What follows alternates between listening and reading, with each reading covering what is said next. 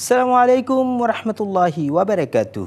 ইন্নাল হামদুলিল্লাহ ওয়াসসালাতু ওয়াসসালামু আলা রাসূলিল্লাহ। দূরে কাছে পৃথিবীর যে প্রান্ত থেকে দেখছেন আপনাদের প্রিয় চ্যানেল ডিবিসি নিউজ, সবাইকে স্বাগত জানাচ্ছি।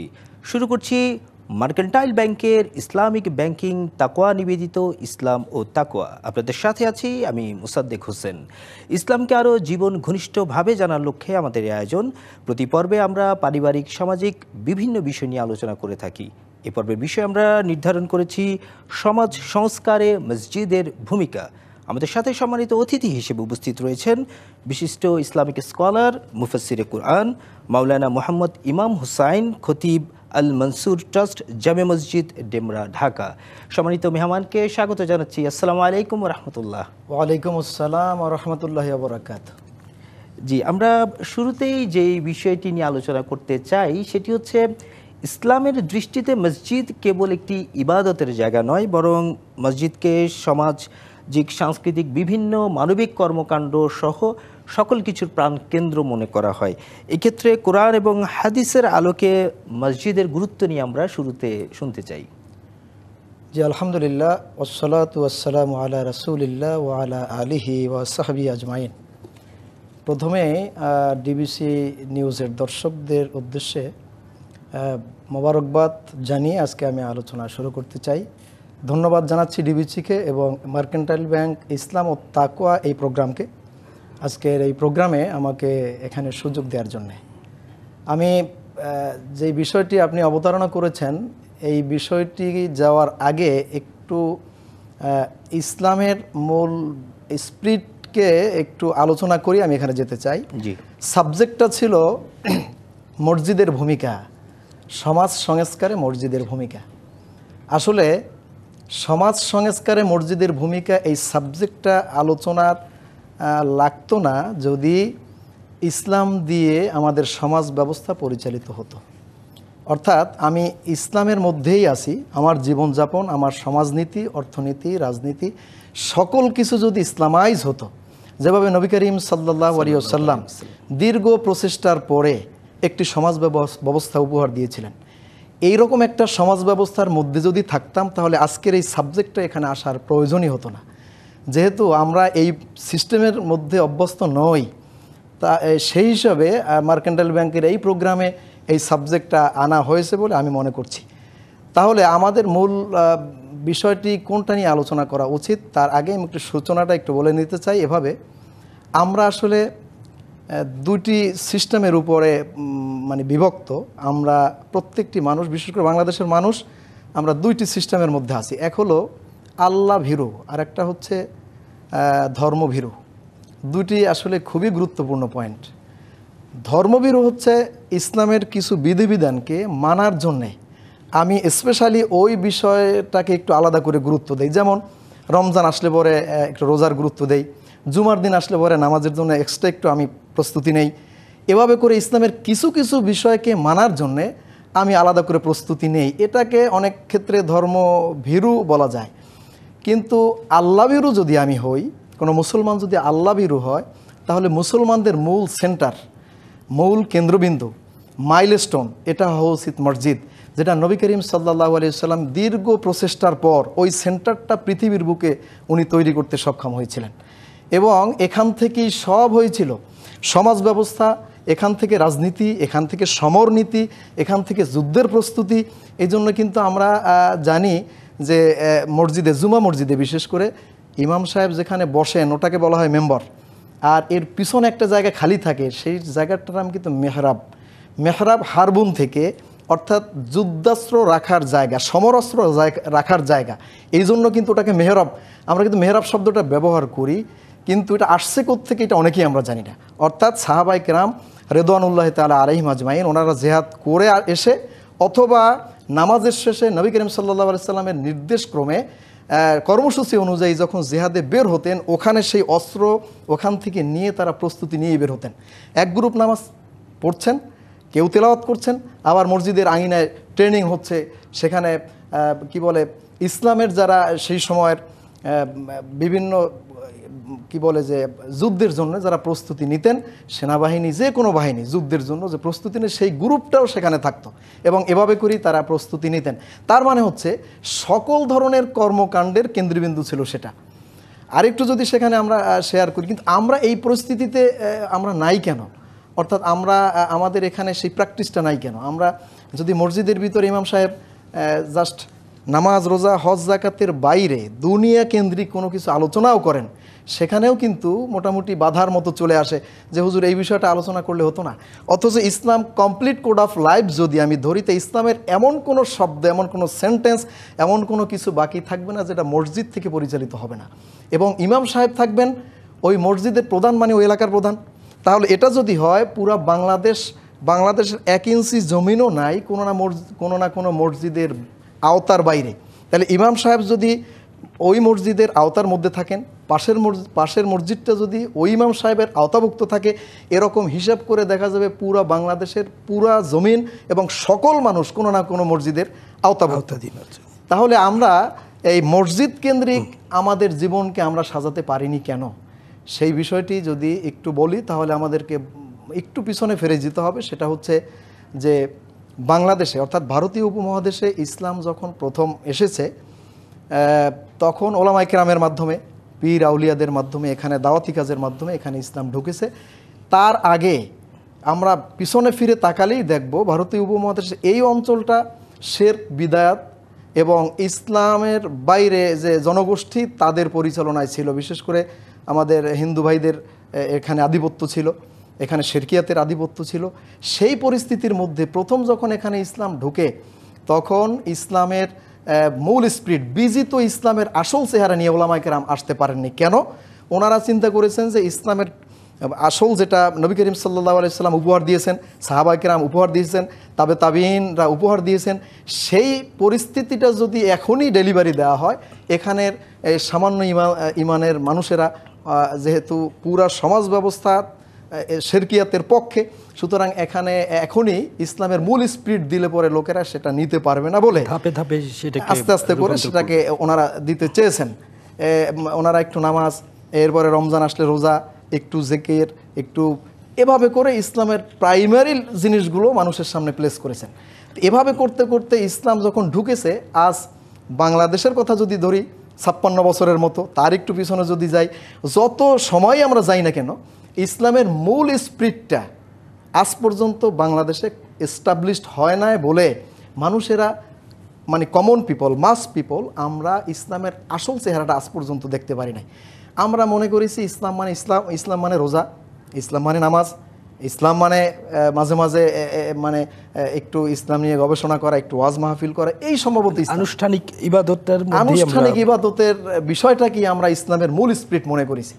আসলে এর বাইরেও যে একটা পৃষ্ঠা আরেকটা পৃষ্ঠা উল্টাতে হবে, ইসলাম বোঝার জন্য আরেকটা পৃষ্ঠা উল্টাতে হবে, সেই এটা নিয়ে আলোচনা গবেষণা আমাদের হয় না বলে আমরা ইসলামের একটা জায়গায় বসে আছি।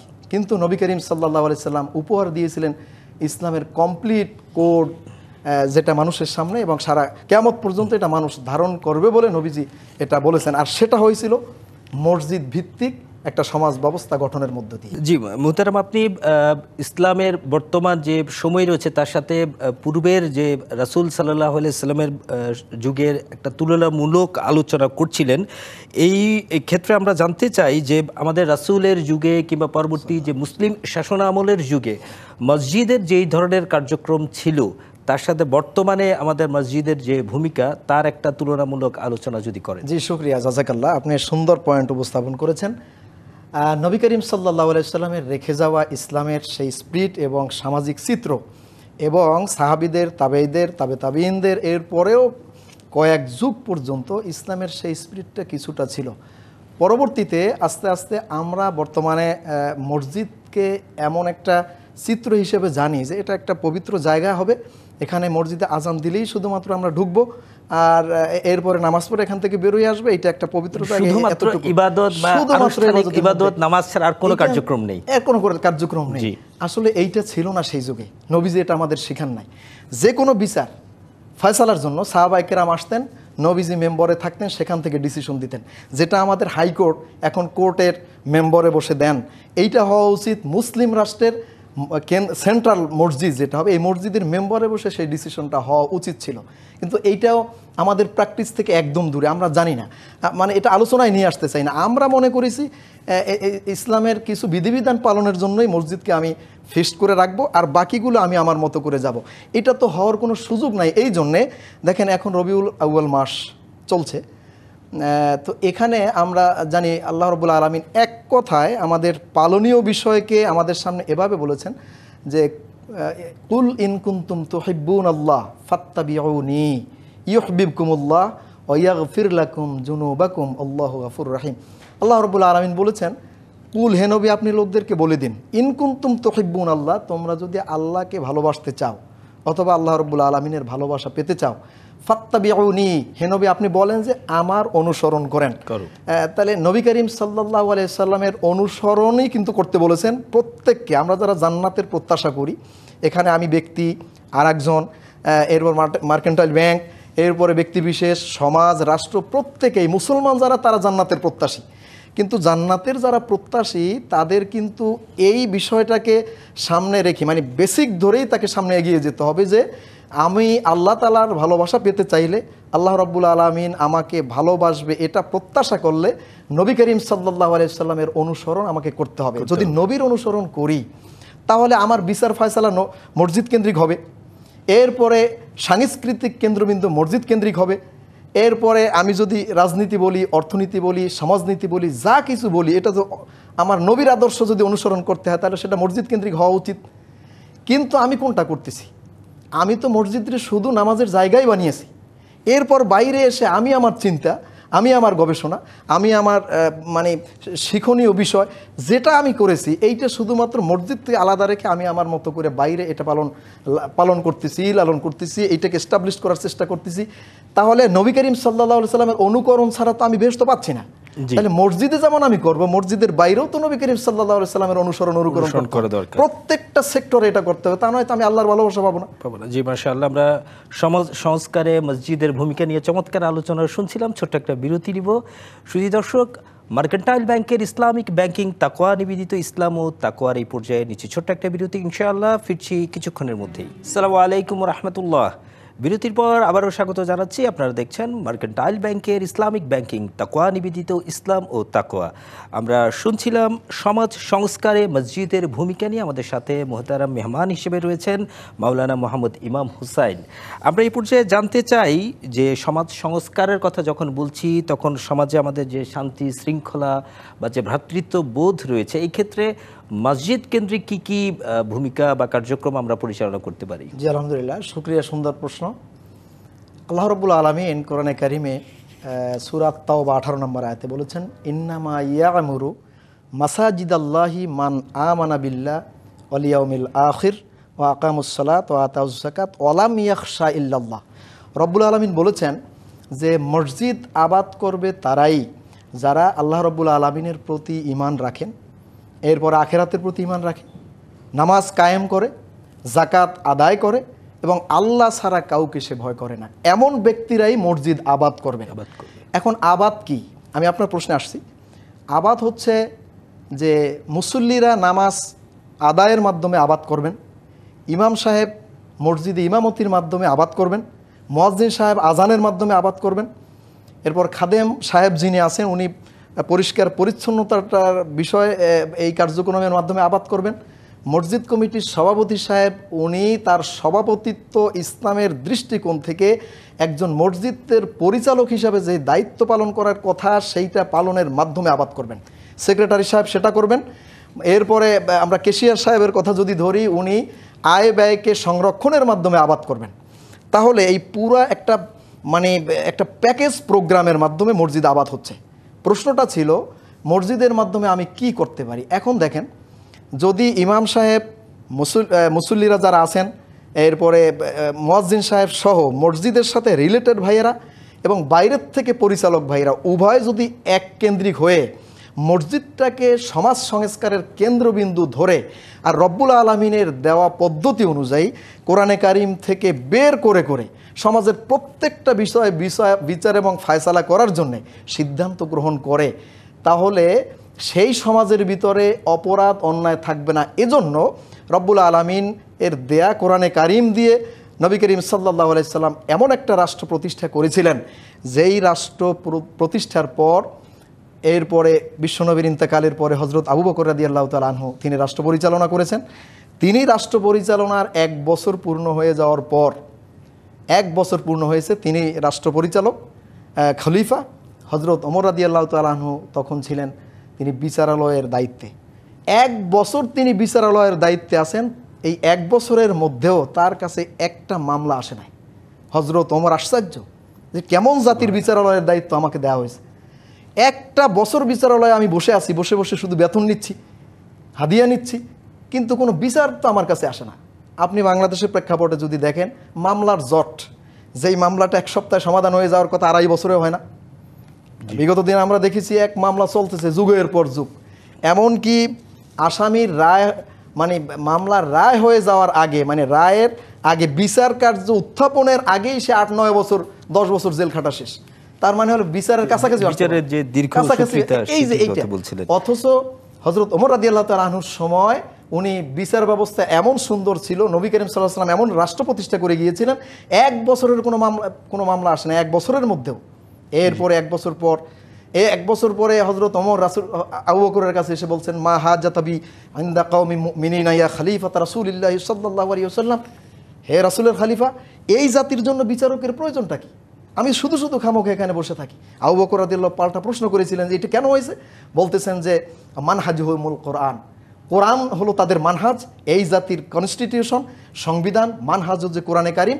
এটা দিয়ে এবং এখানকার ইমাম যিনি কোরআনের মাধ্যমে এই রাষ্ট্র সমাজ ব্যবস্থা পরিচালনার করার কারণে একজন অপরাধীও নাই, প্রত্যেকের কল্যাণ এবং মঙ্গল কামনা করে, এই জন্য তো কোনো মামলার প্রয়োজন হয় না। আমি যদি আপনাকে স্যাক্রিফাইস করি, আপনি যদি আমাকে করেন, তাইলে তো মামলার দরকার হয় না। জি মাশাআল্লাহ। আমরা মুহতারাম প্রায় শেষ পর্যায়ে রয়েছি। আমরা সবশেষে যেই বিষয়টা আমরা জানতে চাই সেটি হচ্ছে, আমাদের বর্তমান সমাজ ব্যবস্থায় বলা হয়ে থাকে যে পরিবারের পরে সবচেয়ে গুরুত্বপূর্ণ একটি সামাজিক ইউনিট হচ্ছে মসজিদ। সেই ক্ষেত্রে মসজিদগুলোকে যদি আমরা আরও জনকল্যাণমুখী করতে চাই, বা যেটি আপনি শুরুতে বলছিলেন যে আমাদের যদি ইসলামী যে সমাজ ব্যবস্থা থাকতো, তাহলে হয়তো মসজিদের ভূমিকা আলাদা করে আমাদের বলার প্রয়োজন থাকতো না। কিন্তু যেহেতু আমরা মসজিদকে আরও কার্যকর করতে চাই, সেক্ষেত্রে আমাদের করণীয়গুলো কী? জি শুকরিয়া। এ বিষয়ে পরামর্শ থাকবে বিশেষ করে আমার পক্ষ থেকে ডিবিসির দর্শকদের কাছে। সেটা হলো যে কোনো বিষয়, ইসলামের যে কোনো বিষয় বাস্তবায়ন করার জন্যে আমার বেসিকটা কোরআন এবং হাদিসকে সামনে রাখতে হবে। আমার দেখতে হবে নবী করিম সাল্লাল্লাহু আলাইহি সাল্লাম মসজিদকে কিভাবে তিনি প্রতিষ্ঠা করেছেন। উনি মক্কা থেকে মদিনায় হিজরত করতে অতটুকু জায়গার মধ্যে 2টি মসজিদ তিনি নির্মাণ করেছেন। শুরুতে এক জায়গায় 2-3 ঘন্টার মতো তিনি ছিলেন, সেখানে মসজিদের গোড়াপত্তন করেছেন। মসজিদে নববী পরবর্তীতে সেখানে গিয়েছেন, তিনি প্রতিষ্ঠা করেছেন। এখন আমাদের এখানে মসজিদটা এমন একটি জায়গা, ইবাদতের জায়গা হিসেবেই আমরা চিনি, ইসলামের মূল কেন্দ্রবিন্দু মতো করে আমরা এখন পর্যন্ত ভাবতে পারি না পারলেও আমি অনুরোধ করব দর্শকদেরকে সেই ভাবনাটা ভিতরে লালন করা। 1, 2 নম্বরে লালন করার মধ্য দিয়ে মসজিদ কোনো এটা নিয়ে কোনো বাদানুবাদ, এটা নিয়ে কোনো ঝগড়া ফাসাদ, আমি অমুক হতে পারলাম না, আমি পারলাম, কমিটিতে থাকতে পারলাম না ইত্যাদি, তাহলে ইমাম সাহেব হয়েছে, অমুক হয়েছে, এইটা না ভাই। মানুষ তো একজন আরেকজনের সংশোধন করবে। এই সংশোধনের মধ্য দিয়ে মসজিদটাকে আমি ডেভেলপ করব ওইভাবে যে সাহাবায়ে কেরাম রিদওয়ানুল্লাহি তাআলা আলাইহিম আজমাইন যারা মুসলিম ছিলেন, এখানে তারা আসতেন, নবীজি তাদেরকে শিক্ষা দিতেন। এরপরে সংস্কৃতি শিক্ষার এটা ছিল কেন্দ্রবিন্দু। সব কিছু এটা যেহেতু ছিল, তাহলে আমি মসজিদটাকে সাজাবো এমনভাবে আমার ভিতরে কোনো পলিটিক্সের কোনো চিন্তা মাথার ভিতরে না ঢুকাইয়া একদম স্বাভাবিকভাবে মসজিদকে আমি সমাজের একটা সেন্টার, কেন্দ্রবিন্দু হিসেবে আমি জি, শুকরিয়া মুহতারাম, চমৎকার আলোচনা শুনছিলাম। আমাদের নির্ধারিত সময় শেষ করতে হচ্ছে। ইনশাআল্লাহ ভবিষ্যতে আবারও আপনার কাছ থেকে আমরা শুনবো। প্রিয় দর্শক, মার্কেন্টাইল ব্যাংকের ইসলামিক ব্যাংকিং তাকওয়া নিবেদিত ইসলাম ও তাকওয়ায় আমরা শুনছিলাম মসজিদের ভূমিকা নিয়ে। আমরা আল্লাহ এবং তার রাসূলের নির্দেশনা অনুযায়ী আমাদের মসজিদগুলোকে আবাদ করব এবং সমাজে সুশাসন প্রতিষ্ঠা করব ইনশাআল্লাহ। এই প্রত্যাশা নিয়ে শেষ করছি। আগামী শুক্রবার একই সময় আপনাদের সাথে দেখা হবে। সে পর্যন্ত সবাই ভালো থাকুন, সুস্থ থাকুন। আল্লাহ সুবহানাহু ওয়া তাআলা আপনাদের সবাইকে তার রহমের চাদরে আবৃত করে রাখুন। আসসালামু আলাইকুম ওয়া রাহমাতুল্লাহি ওয়া বারাকাতুহু।